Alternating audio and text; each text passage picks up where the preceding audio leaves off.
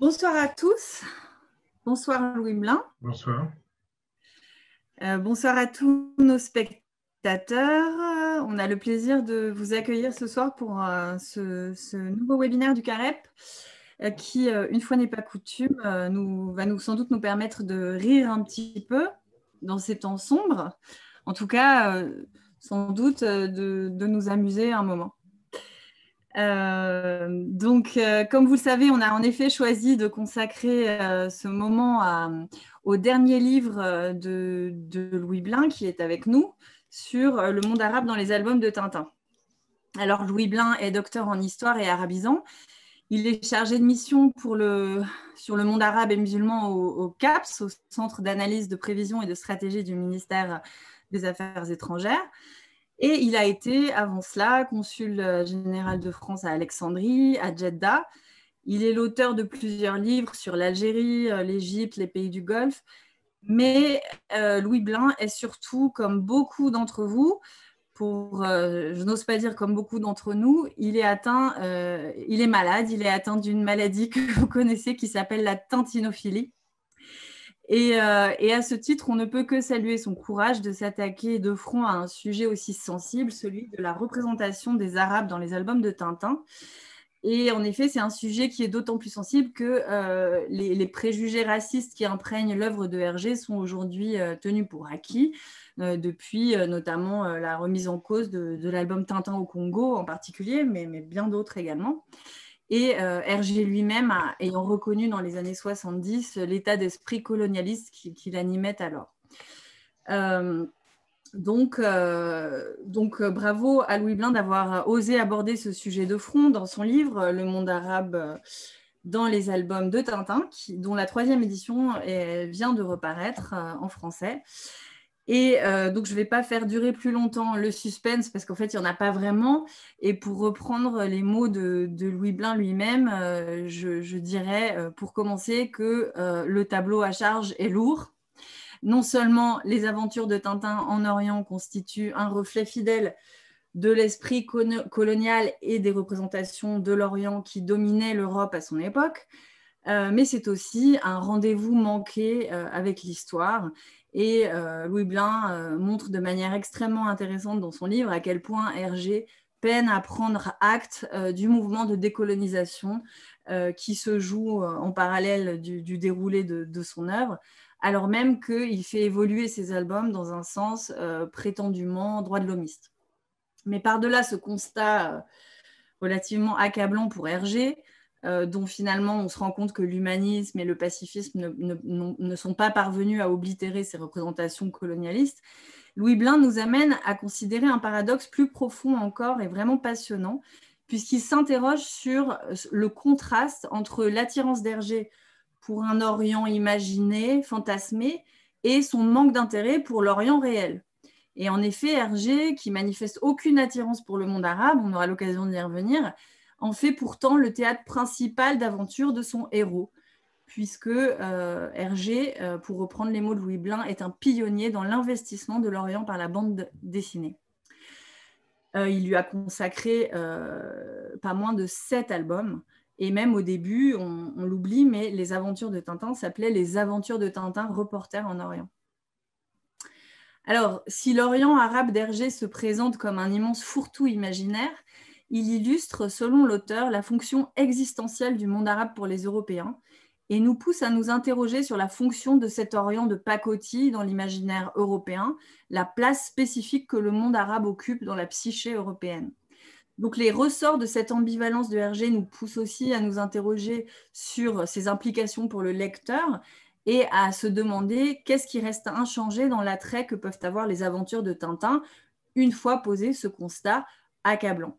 Donc voilà à grands traits un peu le thème de cet ouvrage que Louis Blin va maintenant nous présenter et qu'on va avoir l'occasion de discuter juste après sa présentation.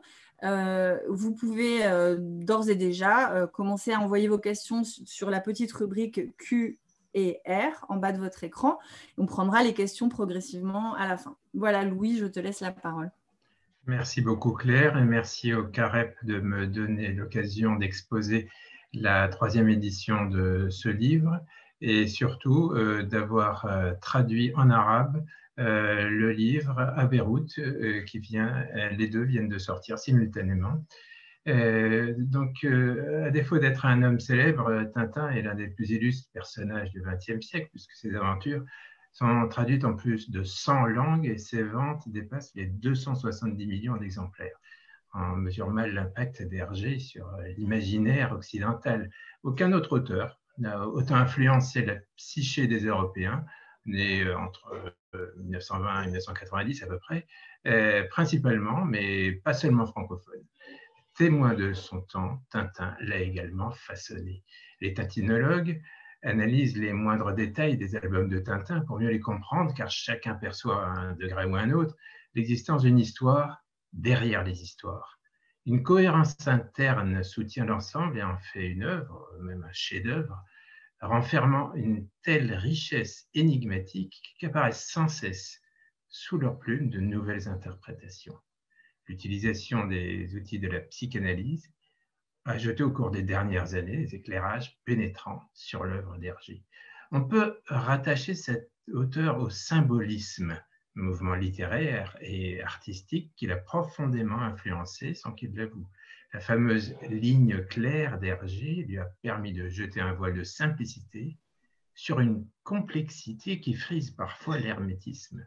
C'est ainsi qu'il faut approcher une œuvre où rien n'est laissé au hasard et où le moindre détail d'un dessin peut s'avérer signifiant. On ne peut pas évoquer, à proprement parler, de sens caché dans l'œuvre d'Hergé, même s'il a truffé ses albums de références souvent implicites et difficiles à appréhender. Il n'avait pas conscience de la profondeur de son œuvre qui le dépassait, comme tout grand artiste. Il s'est contenté de se raconter à travers ses personnages. La comédie humaine qu'il a inventée reflète sa personnalité complexe et évolutive. La découverte fondatrice qui a permis de fixer le cadre des horizons philosophiques de l'œuvre d'Hergé, celle de la place centrale occupée dans sa personnalité par le trouble sur ses origines. Le fait que son père, soit né de père inconnu, a pesé sur lui au point de sous-tendre toute sa création. Comme il prétendait lui-même se mettre en scène dans son œuvre à travers Tintin, le fils qu'il n'a jamais eu, on peut lire les aventures de son héros comme une tentative de se réconcilier avec ses origines et partant avec lui-même. Les aventures de Tintin constituent une quête de soi, un voyage au bout de soi-même. Tintin part explorer l'autre pour se découvrir lui-même. Ses pérégrinations sur toute la planète forme d'une odyssée intérieure. C'est lui-même qu'il va chercher au bout du monde. Hergé nous enseigne la vanité de courir la terre entière pour découvrir un secret. Oui. Est-ce que vous pouvez parler un petit peu plus fort, s'il vous plaît? Oui, qui se trouve en fait chez soi, c'est-à-dire en soi. La sagesse consiste à trouver en soi ce qu'on a cherché partout ailleurs. Il se trouve que cette démarche est typique de l'Europe à l'époque de la parution des albums. La colonisation, qui a tant marqué l'esprit d'Hergé et de ses contemporains, était une entreprise de domination dotée de ressorts divers dont l'affirmation identitaire n'était pas le moindre. L'identité, se définissant par rapport à l'autre, l'Européen devait tout à la fois mettre en exergue sa différence avec lui et l'asservir pour conforter son narcissisme. L'Orient constituait le défi principal en tant que matrice de la civilisation. L'affirmation de puissance de l'Europe se heurtait à une ascendance, donc à une dépendance difficile à admettre. L'Europe, issue de la révolution industrielle, entendait domestiquer cette mer orientale. Mais Hergé est aussi l'enfant d'une époque de violence sans précédent dans l'histoire de l'humanité. Et révulsé par l'image de l'homme qu'elle en donnait, il est passé progressivement du romantisme humaniste au scepticisme résigné. Ceci explique sa propre démarche identitaire, marquée par le rapport de domination impérialiste, mais qui n'en épouse pas le racisme profond. Sous des dehors constellés de préjugés à l'encontre des Arabes, Hergé ne nourrissait aucune animosité particulière à leur égard, et son désenchantement vis-à-vis de l'évolution de l'Occident le rendait perméable à d'autres cultures, où il cherchait moins de brutalité et davantage d'humanité. 3 albums de Tintin se déroulent partiellement en Arabie, sans jamais que Hergé l'indique de manière explicite, donc Les cigares du pharaon, Tintin au pays de l'or noir et Coq en stock. Et un 4e, Le crabe aux pinces d'or, a pour théâtre un autre pays arabe, le Maroc. Enfin, dans Tintin et l'Alphare, Hergé met deux héros arabes en scène, en Belgique cette fois, et non plus en Orient. Paru en 1934, Les cigares du pharaon est la première aventure de Tintin à ne pas répondre à une commande, donc à rencontrer les préoccupations personnelles d'Hergé. Au début de la publication de ce qu'il comptait appeler Les aventures de Tintin, reporter en Orient, en décembre 1932, Hergé a 25 ans, c'est donc un jeune homme, fasciné par l'Orient, mais lequel? Tintin s'embarque pour la Chine, avec pour destination Shanghai. La Chine, c'est le reportage dont le mentor d'Hergé, le grand reporter Albert Londres, qui inspire le personnage de Tintin, n'est pas revenu quelques mois avant la composition de l'album, car il se noie en mer Rouge en mai 1932. Le titre et la couverture de l'album ont installé dans l'imaginaire du lecteur une aventure se déroulant en Égypte, et on ne voit pourtant presque rien de ce pays. Sur les 124 pages de l'édition originale, l'Égypte n'occupe que 8 pages, contre 36 pages pour l'Arabie et 66 pour l'Inde.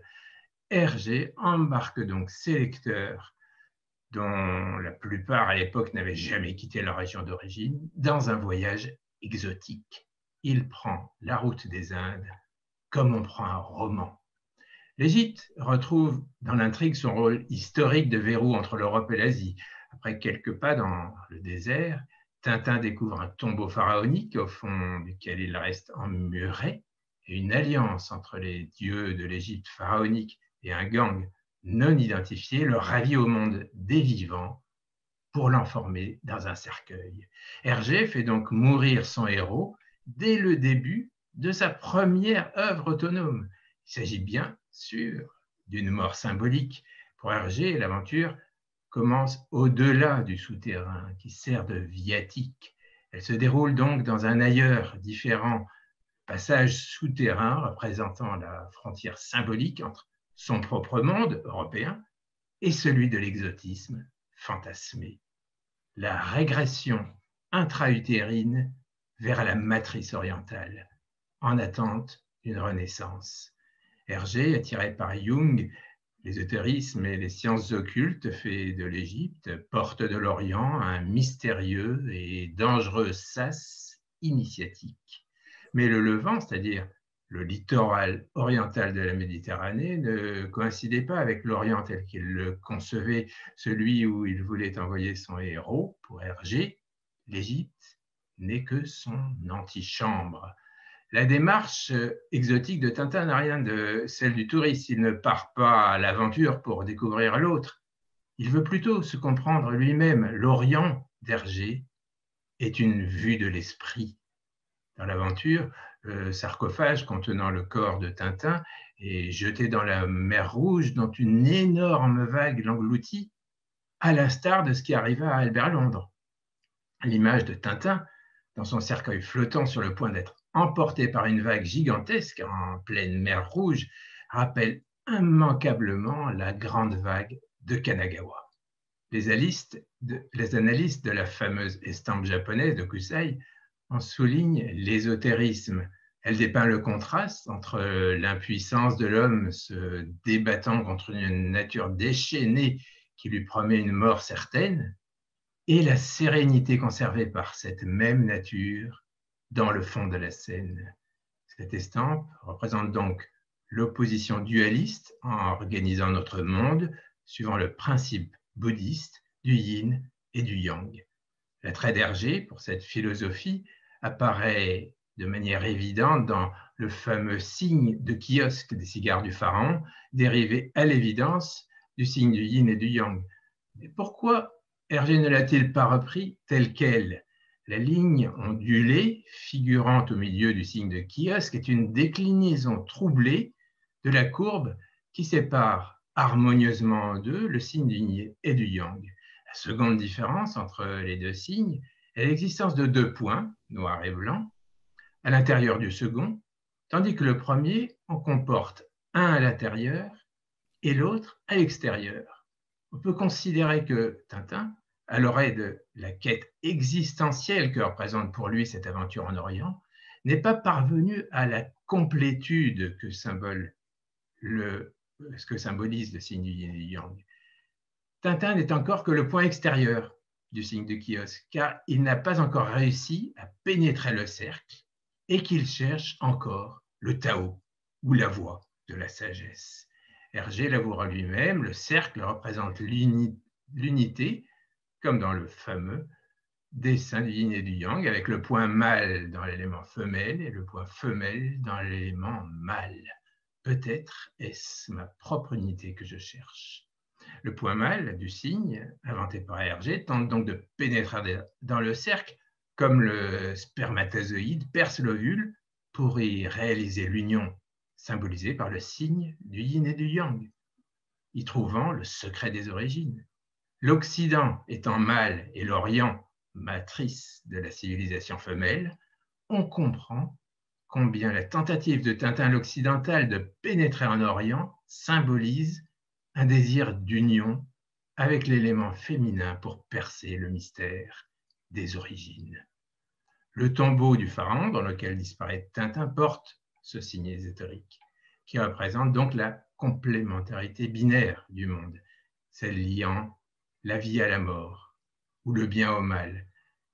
L'oscillation permanente entre ces deux pôles crée la dynamique de l'univers d'Hergé, mais aussi son manichéisme.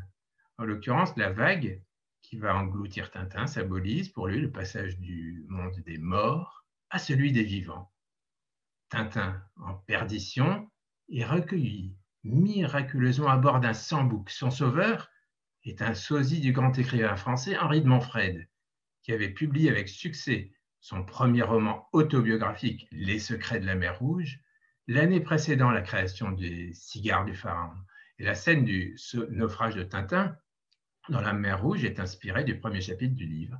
L'irruption de Montfred vient la replacer dans le contexte littéraire et journalistique des années 1930, marqué par un engouement pour la mer Rouge, dont le pionnier avait été Arthur Rimbaud dès 1880.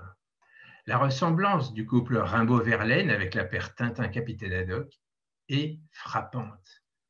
Rimbaud était parti, lui aussi, en mer Rouge dans une quête orientale. Mais la sortie de l'album en 1933 se situe au milieu d'une série qui voit successivement les parutions des Secrets de la mer Rouge de Montfred, d'Aden Arabi de Nizan, de Pêcheurs de perles d'Albert Londres en 1931, de Fortune carrée et de Marché d'esclaves de Kessel en 1932 et 1933, et d'Au-dessus du désert d'Arabie de Malraux en 1934. Tous ces romans ont la mer Rouge pour théâtre. L'engloutissement du cercueil dans la mer Rouge avant le passage à l'autre rive rappelle la traversée vers le monde des morts dans les mythes funéraires pharaoniques et grecs. Tintin doit franchir la mer Rouge pour aborder les rivages d'Arabie qui représentent l'autre rive de l'humanité, comme l'âme défunte devait voguer sur la barque d'Osiris. La traversée de la mer Rouge, beau passage de l'Occident à l'Orient. Aussi, Tintin a accompli sa traversée de la mer Rouge comme le peuple hébreu pour renaître symboliquement au-delà. La Renaissance en Orient est un thème classique de l'orientalisme. L'Orient, en tant que matrice du soleil levant, joue dans l'album son rôle mythologique de lieu d'éternelle renaissance. Et Hergé souligne cette fonction en plaçant Tintin dans un berceau quand il sombre dans son rêve ésotérique dans le tombeau de kiosque de manière apparemment incongrue. Et c'est une image exceptionnelle car Tintin a toujours eu le même âge et la même apparence. Et celui qui conduit le convoi mortuaire, c'est l'infâme Rastapopoulos, qui a une fonction d'ange de la mort dans tous les albums de Tintin. L'Orient revêt aussi sa fonction de révélateur de la face cachée de l'Occident. Il s'agit d'une des facettes de la quête identitaire de Tintin qui vit cette transmutation et adopte le costume oriental en 2 étapes, la tête, puis l'ensemble. Que s'est-il passé dans l'intervalle? Tintin débarque à Djeddah, en Arabie. Il part à pied pour la Mecque et il découvre une ville qui s'avère un décor de cinéma. Il y sauve une actrice blonde des griffes de tortionnaires arabes. Le lieu, l'action et la place dans le cheminement du héros révèlent un sens caché. L'actrice représente Ève, la blonde dans la tradition chrétienne, que sauve donc Tintin à proximité de la ville de Djeddah, là où les Wahhabites avaient détruit le tombeau d'Ève en 1926, 7 ans avant l'apparition de l'épisode, vous le voyez ici, en 1918. Cette destruction avait provoqué un choc médiatique en France, comme le montre cette une du Figaro. Tintin ensuite poursuit son voyage et arrive à la Mecque, dans l'édition originale à droite sur la photo, transformé plus tard en Yabeka, mot dérivé de Bekka, qui est un des noms de la Mecque dans le Coran. Il prend une identité arabe à la Mecque sous le nom de Béber, qui est un jeu de mots à partir d'Albert, Londres, bien sûr. La Mecque fut le seul objectif manqué par Londres dans sa carrière. Y faire pénétrer Tintin revient pour Hergé à assurer une revanche posthume à son modèle, mais surtout cette violation de l'interdit musulman, puisque Tintin, bien sûr, ne s'est pas converti, représente la quintessence de l'exotisme. Mais Tintin paie son intrusion d'un enrégimentement forcé dans l'armée mécoise, ce qui paraît complètement incongru, mais pas du tout, puisque c'est la copie de la mission militaire française de Hejaz qui a appuyé l'armée mécoise durant la grande révolte arabe de 1916 à 1920. Tintin au pays de l'or noir débute en septembre 1939. Tintin débarque au Levant, puis gagne le désert. Et il y restera pendant 10 ans pour cause de Seconde Guerre mondiale, puisqu'aspiré par l'exode provoqué par l'invasion allemande, Hergé suspend l'histoire en mai 1940, au moment où le sinistre docteur Müller abandonne Tintin en plein désert après l'avoir assommé. Comme Hergé a forgé le nom de Müller à partir de la contraction de ceux de Mussolini et Hitler, il est difficile de ne pas rapprocher la scène de la mainmise brutale des nazis sur la Belgique, envahie le jour même où cette planche devait être publiée. Hergé aurait pu poursuivre la bande dessinée s'il avait voulu, mais il la tient de côté tout au long de la guerre, laissant symboliquement Tintin à terre tant que la Belgique ne s'est pas relevée. Il préfère lancer son héros dans d'autres contrées et publie le Crabe aux pinces d'or. Cet album commence par une curieuse scène à Bruxelles où Milou, fouillant dans une poubelle publique, fourre son museau dans une boîte de conserve de crabe dont il ne parvient plus à se débarrasser sans l'aide de Tintin. Si l'on se rappelle que cet épisode est le premier publié par Hergé au retour de son exode, après la vignette de Tintin au pays de l'or noir où il laisse son héros inconscient en plein désert, il faut se représenter Hergé aussi atterré que Tintin. Hergé vit la seconde occupation de son pays par l'Allemagne comme un effondrement. Tintin réprimande son chien. Fouillé dans les poubelles de Bruxelles, occupé, le conduit à se couvrir lui-même d'une muselière et qui se referme sur lui comme un piège. On peut voir dans cette mésaventure une métaphore de ce qui guette quiconque fourre son nez dans les ordures nazis. Les boîtes de conserve qu'on y trouve contiennent en réalité de l'opium et non du crabe, qui est l'animal métaphorique du cancer. Le crabe nazi est donc bel et bien un type de cancer, ici de l'opium, gare à celui qui en goûterait. C'est une mise en garde à tous les Belges qui seraient tentés de collaborer.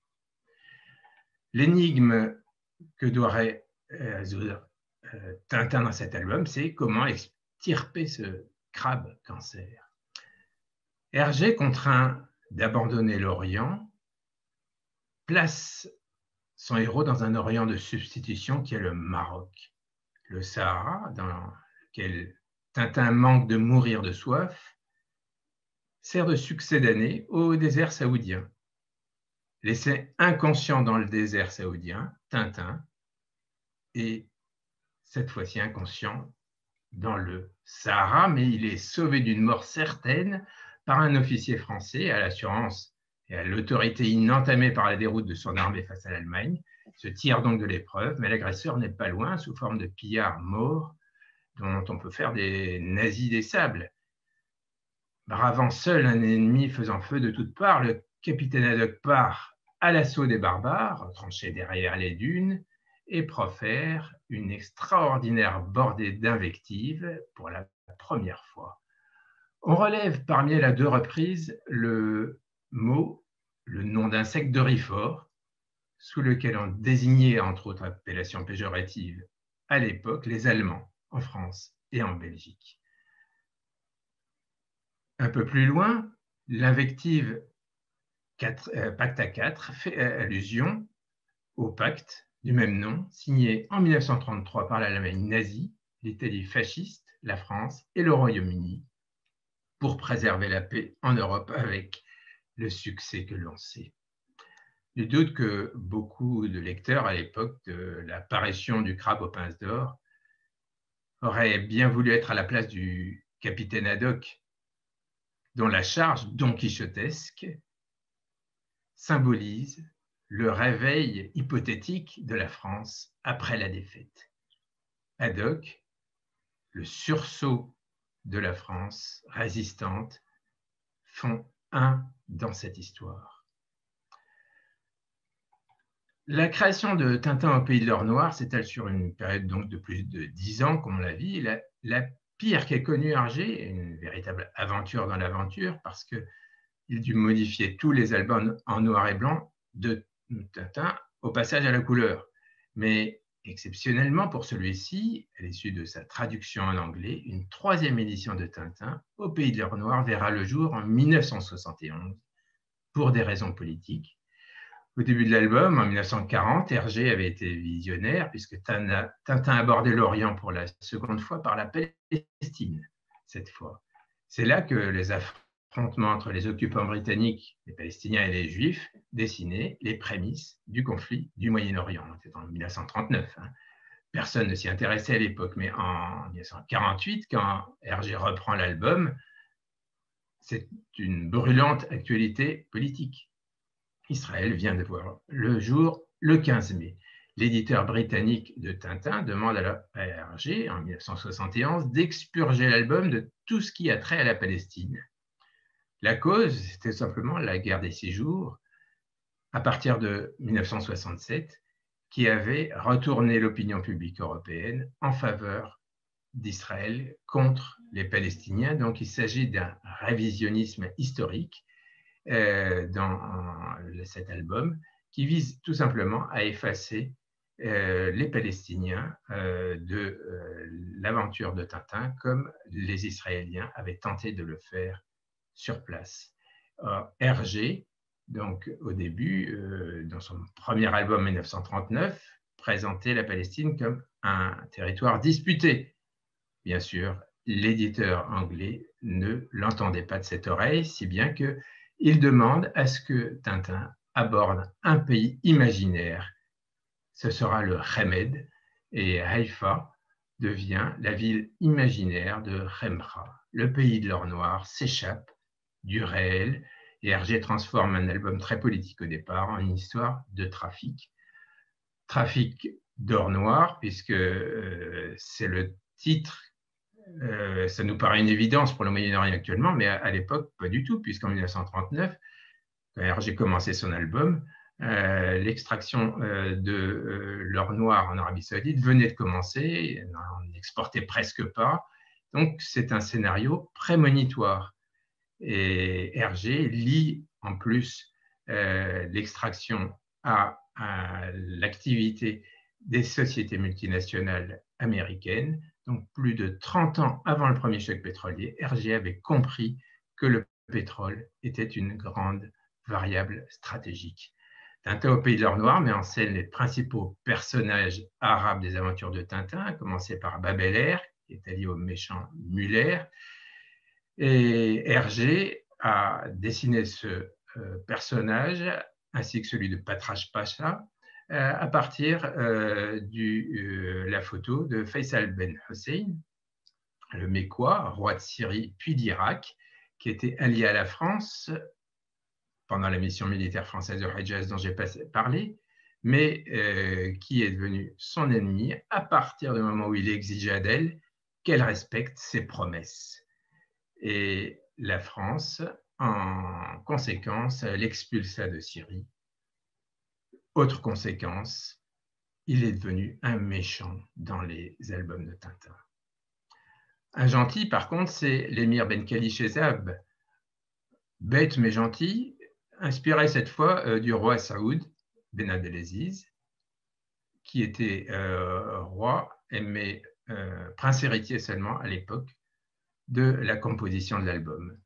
On trouve aussi Abdallah, qui est le principal personnage arabe d'Hergé, qui a pour modèle le roi Faisal II d'Irak, qui est le dernier roi d'Irak, mais qui est monté sur le trône à 3 ans et qui était devenu populaire en Occident, qu'il avait surnommé l'enfant roi.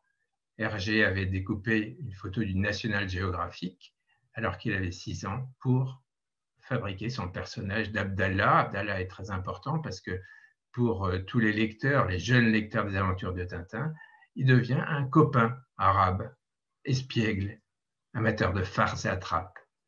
C'est la preuve que pour Hergé, même s'il y avait tout le poids néocolonial de la supériorité européenne sur les Arabes, eh bien, on pouvait avoir un ami arabe, qui plus est, qui s'appelait le serviteur de Dieu, Abdallah. Coq en stock est un album militant. Il s'élève contre un trafic de pèlerins à la Mecque vendus comme esclaves, que dénonçait la presse de l'époque. Il a pour cadre l'Arabie et la mer Rouge. Les marchands d'esclaves sont arabes. Hergé a divisé la publication du feuilleton de son futur album Comstock en 2 parties.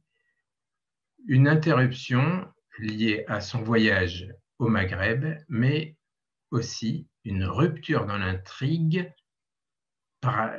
qui intrigue beaucoup, puisque au début de la 2e partie, incongruité apparente, on voit le mitraillage de Tintin par un aviateur estonien borgne. Un pilote de chasse n'est jamais borgne, et l'Estonie avait disparu de la carte depuis son occupation par l'Union soviétique en 1940. Eh bien, il avait partagé tout simplement le sort de la Belgique, qui avait subi exactement la même occupation quelques jours plus tôt par l'Allemagne. Un parallèle qui n'est pas fortuit. Chez Hergé, qui était bien sûr traumatisé par la Seconde Guerre mondiale, et cela se précise quand on compare le pilote estonien aux photos et aux autoportraits d'Hergé. Il a conçu ce pilote, zut, comme un avatar inavoué mais borgne. Comment donc le père de Tintin aurait-il bien pu le mitrailler par bande dessinée interposée? « Tintin, ça suffit, laisse-moi tranquille !» s'exclama-t-il un jour.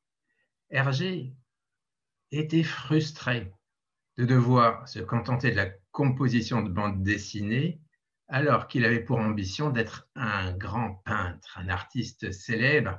Il traînait Tintin comme un boulet. Il n'avait pas pu maîtriser son succès dont il était devenu esclave. C'est en tout cas ce qu'il griffonne dans un des brouillons de son dernier album. Je suis en train de faire le roman d'un esclave, une vie d'esclave. Voilà donc la métaphore de Coq en stock, Hergé, esclave, et il indique en dernière page, l'esclavage existe encore. Lui-même n'a pas échappé à ce destin et il lui dit, zut, puisqu'il tente de tuer son fils imaginaire, mais cet avion de Zut, le métraille, le manque. Zut alors. Dire zut à tout, y compris à Tintin, c'est rejoindre, symboliquement, le cercle des poètes zutiques formé par Rimbaud et Verlaine, encore eux. Tintin et l'Alphare, c'est le dernier album d'Hergé, commencé en 1976 et resté inachevé à sa mort en 1983.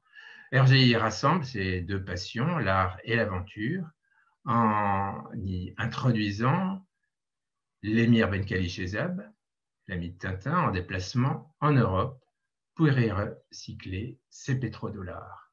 L'émir semble être le pigeon, cette fois, d'un trafic de faux tableaux organisé par le personnage principal de l'histoire, Endeddin Akas, qui est en fait l'infâme Rastapopoulos. Hergé suspend l'histoire en 1978, au moment où le bandit entend liquider Tintin.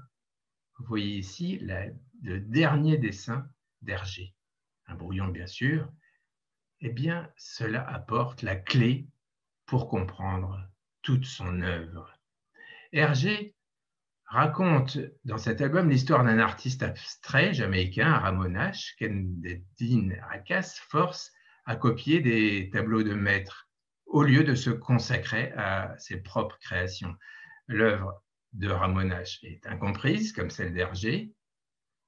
Elle consiste à fabriquer une série de lettres majuscules qui sont exposées et vendues dans des galeries d'art, d'où le nom d'Alphare, ou art alphabétique, dont la Castafiore explique qu'il revient aux origines de la civilisation. Or, Hergé est l'un des pionniers de la bande dessinée en Europe, qui était devenu le 9e art. La bande dessinée est bien un art qui combine le dessin et le texte. C'est un alphare. L'étymologie du mot alphare est arabe, comme celle de nombreux noms d'étoiles. Alphare, c'est l'étoile de cette constellation que vous voyez ici, celle de l'hydre. En arabe, Najmat al-Fard signifie l'étoile solitaire. C'est la plus brillante de sa constellation.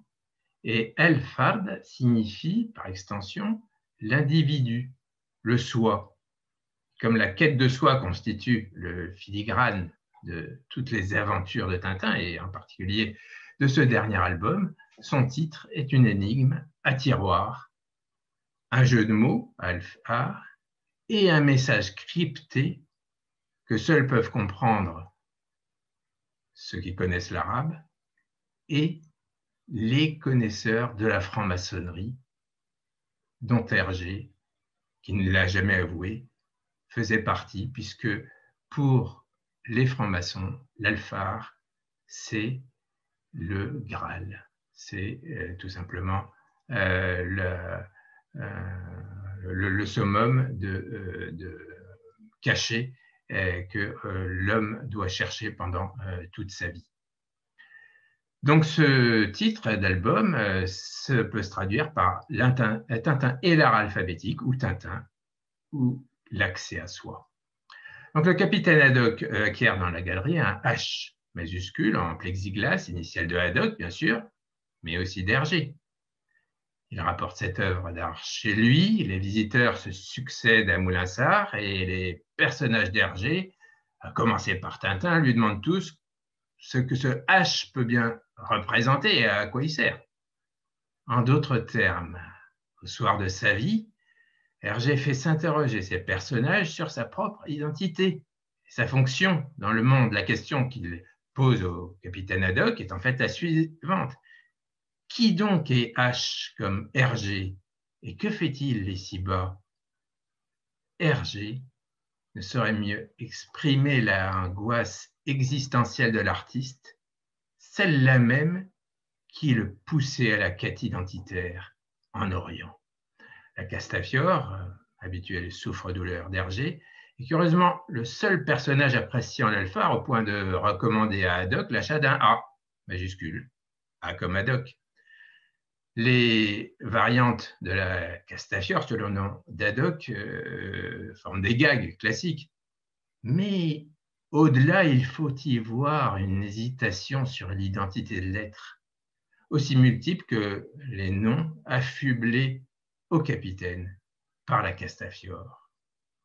C'est donc sur un constat d'échec de sa quête identitaire qu'Hergé se sépare de son lecteur au soir de sa vie. Il ne s'est pas trouvé lui-même dans l'Orient fantasmé, berceau de l'alphabet et de la civilisation, où il a cherché à tort la solution de son problème existentiel, comme beaucoup d'autres occidentaux. Instrumentaliser l'Orient ne lui a été d'aucun secours et il se retrouve face à lui-même comme au premier jour.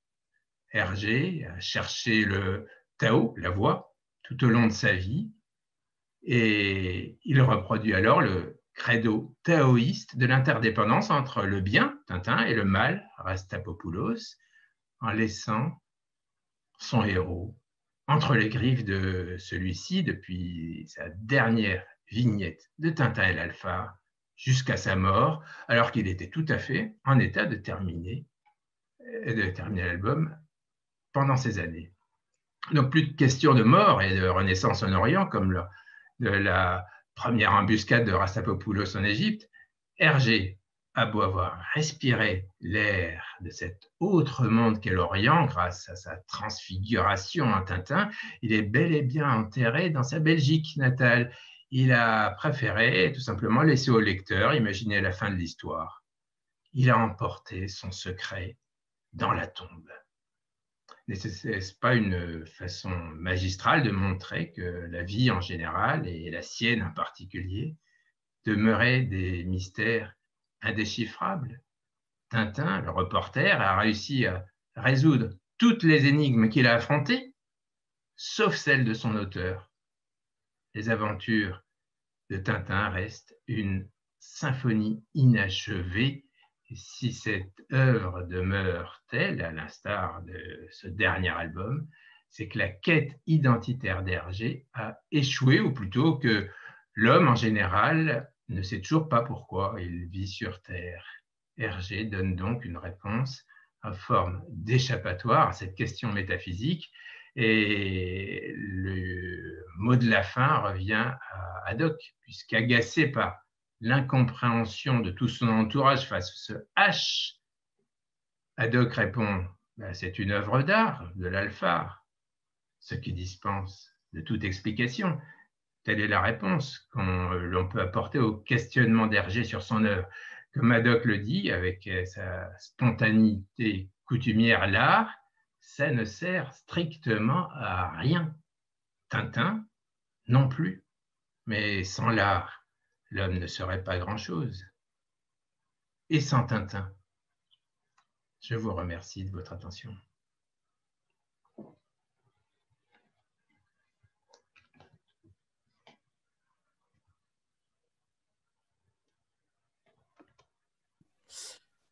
Ça y est, j'ai rétabli mon micro. Merci beaucoup, Louis, pour cette présentation très touffue qui a repris les grandes étapes, les grands chapitres de votre ouvrage. Alors, il est tellement riche que, bien sûr, vous n'avez pas eu le temps de tout évoquer. Alors, je vais me permettre de revenir sur quelques points que j'ai trouvés très marquants et dont on n'a pas encore eu l'occasion de parler jusqu'à présent. Il y a quelque chose notamment de très frappant, c'est que vous expliquez un détail qui est peu connu des lecteurs de Tintin, c'est qu'en fait, Hergé a accepté de réviser un certain nombre de ses albums à la demande de certains États. Par exemple, il a révisé L'Or Noir à la demande de son éditeur britannique, notamment en rapport avec la représentation de l'Écosse. Vous allez peut-être nous expliquer plus en détail, mais il a révisé Tintin au pays de l'or noir à la demande, en tout cas pour satisfaire les attentes de certains milieux pro-israéliens. Est-ce que vous pouvez nous en dire un peu plus aussi là-dessus? Et il a revu Coq en stock pour ne pas choquer non plus, à la demande de son éditeur britannique, je crois également, pour moins choquer l'opinion anglaise quant à la représentation des Noirs, etc. Et par contre, il n'a jamais modifié quoi que ce soit en ce qui concerne les Arabes dans ses albums. Et la seule exception que vous mentionnez, qui est quand même assez intéressante, qui est très parlante, elle concerne le remplacement dans la première version de Coq en stock de l'expression Fatma de prise unique par Bayadère de carnaval. Voilà. Alors, je pense que ça, c'est vraiment quelque chose qui dit beaucoup de choses. Est-ce que vous pouvez nous expliquer un petit peu justement pourquoi, d'après vous, finalement, Hergé a modifié un certain nombre d'albums et pas ceux sur l'Orient et les Arabes, justement? Il a modifié donc 3 albums, L'île Noire à cause des Écossais. Les 2 autres se déroulent dans le monde arabe. Donc, c'est surtout Tintin au pays de l'or noir qui a été, pour les 10 premières pages, tout à fait chamboulé parce que les éditeurs, à l'époque, ne voulaient pas qu'un auteur s'adressant au jeune public puisse mettre en cause tout d'abord l'armée britannique, mais surtout donc les terroristes juifs de l'Irgun que Hergé met en scène dans la version originale de Tintin au pays de l'or noir, si bien que l'album s'évade dans les réels. Si Hergé fait cela, c'est parce qu'il considérait la politique comme mineure par rapport à tout ce que je viens d'exposer, mais c'est une attitude tout à fait irresponsable puisque, évidemment, il le fait au détriment des Palestiniens, mais aussi des Arabes en général, pour lesquels il n'avait pas du tout le même respect qu'il pouvait éprouver au profit des Chinois, par exemple. Et c'est un double paradoxe. Le premier, c'est que donc cet auteur qui n'a jamais vraiment été intéressé par le monde arabe est obligé par son subconscient de se plonger dans le monde arabe dès le premier album et jusqu'à la fin, donc jusqu'à l'ultime fin même inachevée. Donc le monde arabe le ronge de l'intérieur sans qu'il s'en aperçoive et sans qu'ils le veulent. L'autre paradoxe, c'est que je n'utilise pas, pour moi, l'attitude d'Hergé est bien sûr le reflet de l'époque coloniale dans laquelle il vivait, mais il n'avait pas d'animosité, comme j'essaie de l'expliquer, donc il n'était pas colonialiste, il n'avait rien contre le monde arabe. Par contre, il avait une attitude condescendante et méprisante vis-à-vis des Arabes et de leur culture. Et malgré cela, Tintin est un héros multiculturel. Les Occidentaux adorent, mais les Arabes aussi. Ce qui prouve qu'on arrive à dépasser les antagonismes et que finalement, Tintin est un des reflets de l'interdépendance malgré toutes les incompréhensions entre l'Orient et l'Occident, entre la France, entre la culture française et le monde arabe. Alors justement, vous dites les Occidentaux adorent et les Arabes aussi. Est-ce que vous pouvez revenir aussi sur un sujet que vous abordez dans un des chapitres de l'ouvrage et qu'on n'a pas eu le temps encore d'aborder ici, c'est la question de la traduction et des éditions arabes, justement. Est-ce que vous pouvez nous raconter justement quelle a été l'histoire de ces traductions et pourquoi il y a certains albums d'ailleurs qui n'ont pas été traduits ou en tout cas après d'autres et quel a été justement l'accueil de ces albums et les dilemmes que ça a posé pour certaines traductions aux traducteurs arabes? Bon, il y a quelque chose d'assez anecdotique, c'est que les albums originaux comportent du pseudo-arabe. Donc, ce qu'on voit comme caractère en général, c'est du charabia, tout simplement. Bon, Hergé, dans les dernières éditions de certains de ses albums, a fini par faire appel un arabisant qui était un maghrébin, donc malheureusement, les Arabes d'Arabie Saoudite parlent dialecte marocain. Enfin bon, ça c'est anecdotique, mais pour la traduction, ça posait quelques problèmes parce que évidemment, il fallait que le traducteur fasse parler en arabe, en vrai arabe et non plus en charabia. Le plus intéressant, c'est qu'effectivement, ça a été traduit assez vite, mais les traductions qui d'abord éclos en Égypte et ensuite au Liban, on traduit tout sauf ce qui se passe au Moyen-Orient. Donc, à part Tintin au Congo, qui a été traduit très peu ou bien très tard dans toutes les langues du monde à cause des problèmes de racisme que vous avez évoqués. Donc, en gros, les Moyen-Orientaux étaient tellement maltraités par Tintin dans ces albums-là que les Égyptiens en question préféraient laisser tomber ces aventures. Et le seul album qui a été publié est Le Crabe au Mazor, qui se passe dans un Maroc de pacotille. Et donc, c'est un album qui est seulement à moitié arabe. Mais les Arabes, eux, ils n'ont pas du tout. Ça, c'était parce que l'éditeur ne voulait pas avoir de problème avec son lectorat.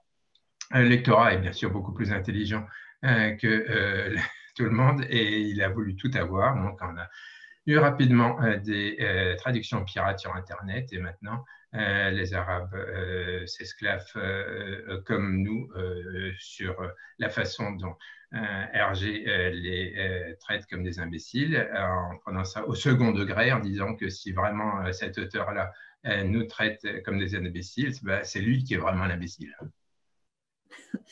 Alors, justement, c'est ça qui est intéressant dans votre ouvrage, c'est que vous donnez votre analyse, en fait, à une réponse à la question de comprendre pourquoi Tintin continue à jouir d'un tel attrait et continue à plaire.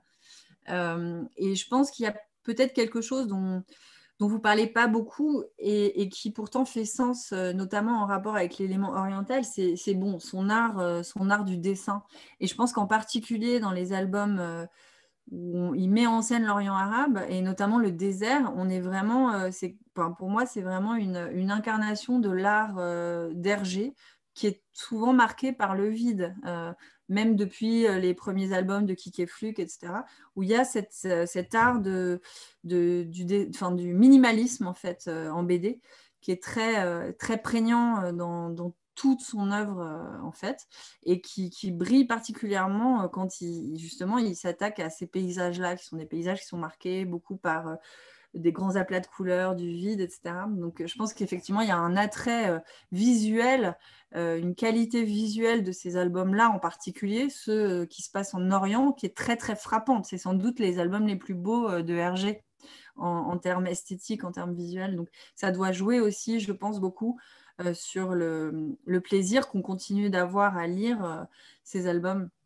Et alors, vous parlez, vous, notamment du fait qu'il arrive à maintenir une humanité à des personnages qui sont caricaturaux, qui relèvent de clichés colonialistes, etc., comme Abdallah, l'enfant d'émir gâté pour y gâter. Et vous montrez justement en quoi Abdallah, pour un lecteur d'Hergé, renvoie immédiatement au facétide Kik et Fluke et donc provoque une empathie immédiate. C'est-à-dire qu'effectivement, on a un plaisir intense à lire, à regarder les gags déclenchés par Abdallah, alors même qu'on sent bien que Abdallah, il relève de la caricature.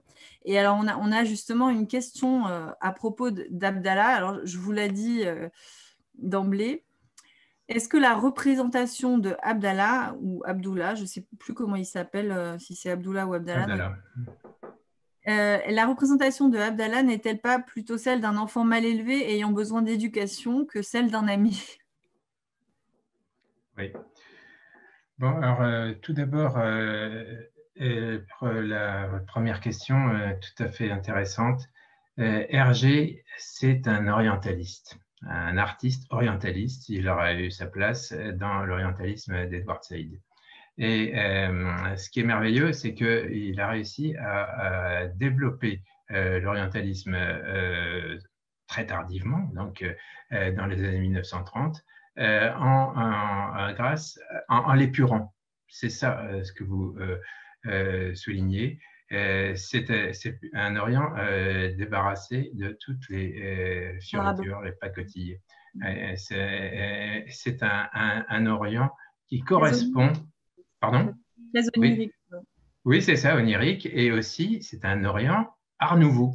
C'est-à-dire que c'est plus l'art orientaliste de Delacroix et tout ça qu'on connaissait.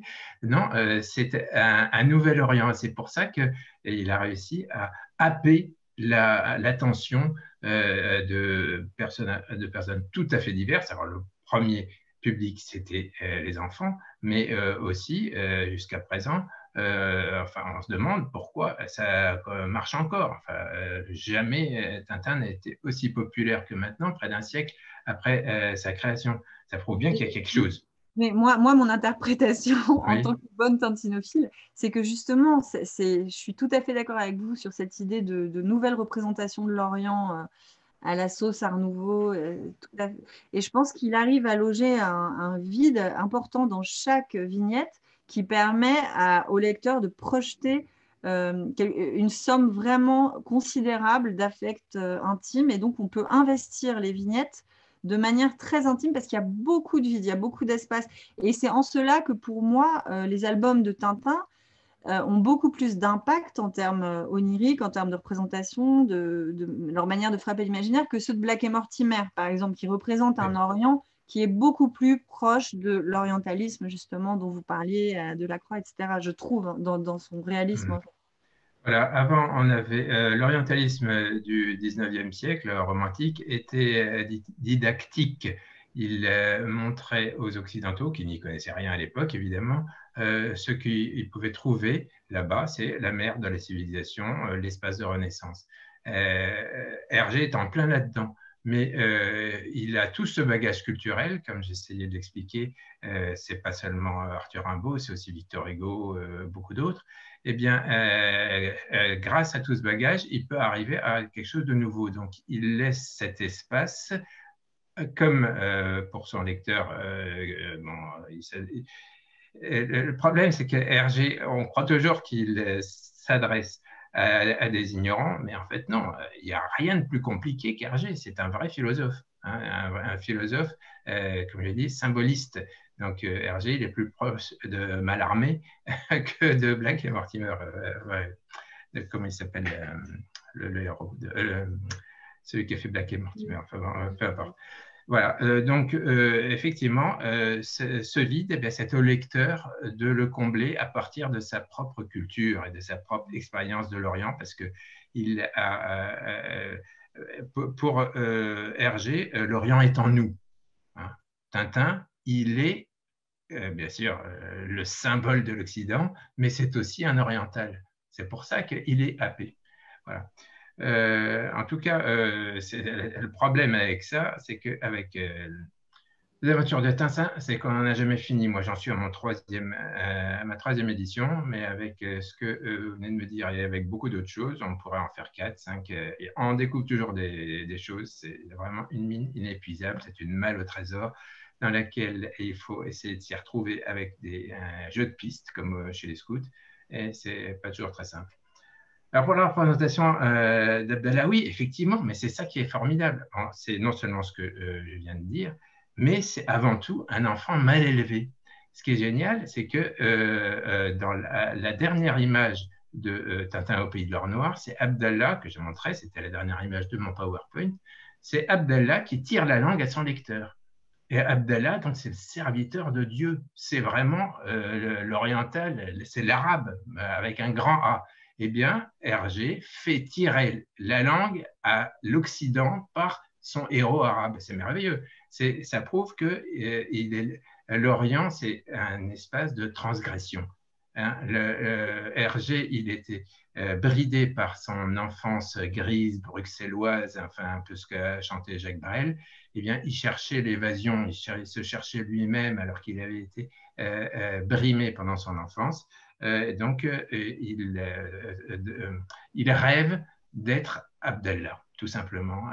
Hergé, il rêve aussi d'être Chang, hein, mais je pense que aussi. le traitement de Abdallah fait de ce personnage un vrai héros de Tintin. C'est-à-dire que moi, personnellement, je relis cet album pour voir Abdallah parce qu'il est extraordinaire, il est attachant en fait dans sa drôlerie et c'est vraiment lui auquel on s'identifie, en tout cas auquel un lecteur jeune s'identifie immédiatement.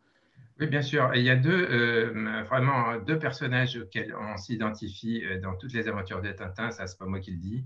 C'est certainement pas Tintin parce qu'il est trop parfait, il est trop pur, justement. Enfin, c'est un peu comme si on s'identifiait au bon Dieu, on peut pas. Non, il y en a deux. C'est le capitaine Haddock qui passe son temps à faire des bêtises, à avoir des Alcoolique. accidents, etc. Et oui, c'est ça. Enfin, vraiment, c'est le transgresseur, le grand transgresseur. Et le petit transgresseur, c'est Abdallah. Et donc, il y en a pour tous les goûts, mais Hergé disait, puisqu'il n'avait pas eu d'enfant, Hergé disait toujours mes personnages, ce sont les enfants que je n'ai pas eus. Et donc, en fait, c'est formidable parce que les lecteurs, c'est pour ça que ça plaît à peu près tout le monde, c'est que chacun peut y trouver une partie de soi-même, de lui-même, pardon. Alors justement, il y a une question qui tourne un petit peu autour d'Abdallah, et qui a trait à l'amitié dans Tintin. C'est une bonne question. L'amitié est au centre des aventures de Tintin. Pourtant, Tintin ne se fait pas d'amis tels que Zorino ou Chang dans les aventures présentées dans le monde arabe. Pourquoi ne mentionne-t-il pas l'amitié dans ses albums? Alors, Chang, c'est vraiment le grand ami d'Hergé parce qu'il était fasciné par la culture chinoise et tout simplement qu'il a connu le vrai Chang. Hein. C'était son ami en vrai. Il l'a connu quand il était jeune en Belgique. Donc, Chang, c'est vraiment un personnage. C'est la Chine. C'est quelqu'un qui a éduqué Hergé Chang, lui dit, enfin dit à Tintin, dans le Lotus bleu, les Occidentaux sont des imbéciles parce qu'ils nous voient comme des sauvages, mais en fait, la Chine, c'est pas ça. Donc, Chang est certainement un ami, mais c'est plutôt un tuteur. Par contre, Zorino, lui, il est touchant et il aide Hergé, donc c'est un héros positif, mais il n'a aucune épaisseur. C'est simplement quelqu'un qui est dans l'analyse du conte, on l'appelle un adjuvant. Il est là pour mettre en valeur le héros uniquement. Tandis qu'Abdallah, lui, il empoisonne tout le monde. Et ce qui est formidable, c'est que bien qu'il empoisonne tout le monde, eh bien, tout le monde l'aime.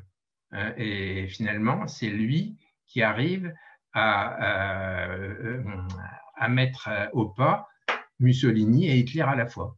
Hein. Le docteur Müller, c'est Chang qui, c'est pardon, Abdallah tout de même, qui arrive à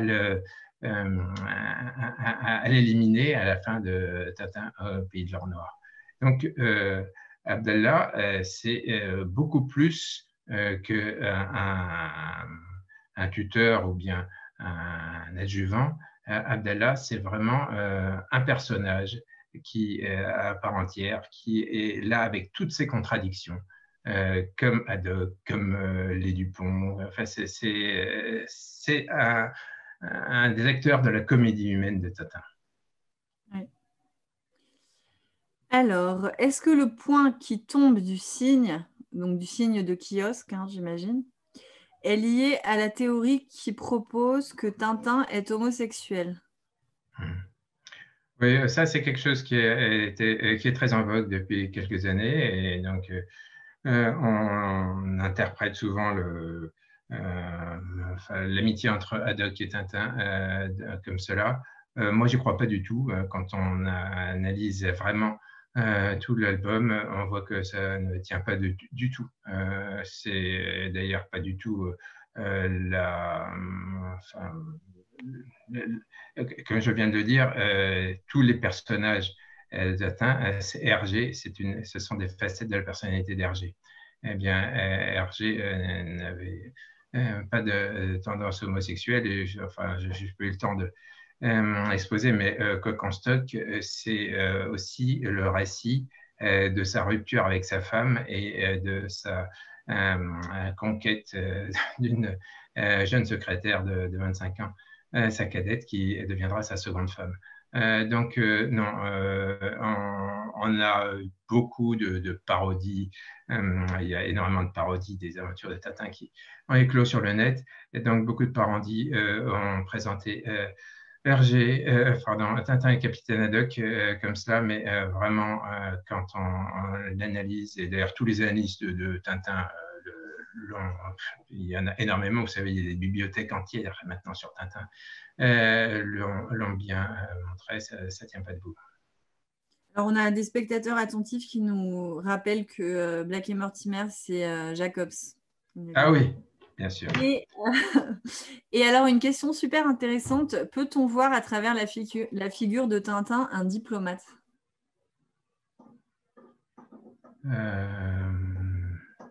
Ça, je ne m'étais jamais posé la question, donc j'aimerais bien que celui qui... En tout cas, sans doute. Écoute, Tintin est trop...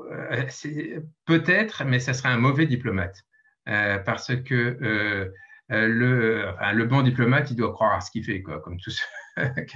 Si on veut bien faire un métier, il faut se prêter au jeu. Or, Tintin, comme Hergé, est au départ, bien sûr, un fou de l'étranger. Il veut tout savoir, tout connaître. Et Hergé avait une documentation extraordinaire sur tous les pays où il a envoyé son héros et s'intéressait beaucoup donc à la politique. On l'a vu dans Tintin au Pays de l'Ornois, par exemple. Mais plus il étudiait ces pays, plus il leur rendait visite, et plus il trouvait que toute cette politique n'a ni queue ni tête. Et à la fin, donc c'est dans Tintin et Picaros, on voit, c'est un vrai festival anti-politique. Enfin, tout le monde est l'adversaire de tout le monde, ça devient finalement un carnaval. La politique devient un grand carnaval. Donc, Hergé, c'est plutôt un épigone de Jacques Prévert et de Georges Brassens. Donc, vous voyez, c'est très, très loin d'un diplomate. Au début, oui, mais c'est un diplomate qui est mal tourné. D'ailleurs, vous dites au début de votre livre, et c'est très frappant, et ça paraît très juste quand on connaît bien l'œuvre d'Hergé, qu'en fait, il a un rapport émotionnel et pas politique à l'histoire. Oui. Et effectivement, Oui. en lisant, vous parlez notamment, il y a un passage très intéressant où vous racontez qu'il fait une croisière au moment des événements d'Algérie, en 57, je crois. Oui. Il arrive à Alger et il visite Tipaza alors que c'est la bataille d'Alger. Oui. Et comme si de rien n'était, c'est-à-dire il passe complètement à côté de ce qui se passe et on sent qu'au fond, il a une approche de la réalité qui est profondément pas politique. Oui, c'est Une apolitique parce que... morale Oui, beaucoup plus liée à la morale du scoutisme, dont vous oui. parlez aussi beaucoup, et à cette position scout qu'à une vraie conscience politique, en fait. Oui, il n'a pas eu de conscience politique parce qu'il a été éduqué pour ça, hein, donc une éducation catholique traditionnaliste d'extrême droite, maurassienne. Donc c'était compliqué pour lui, mais n'empêche qu'il s'est intéressé à la politique, mais il s'est un peu brûlé les doigts parce que c'était l'époque de la Seconde Guerre mondiale. Ensuite, il a essayé de s'en écarter autant que faire se peut, mais parce que en fait, ça correspondait à son ego, sa profonde conviction que ce qui compte, c'est pas la politique, c'est l'art. C'était un artiste, Hergé. C'est le Brassens de la bande dessinée.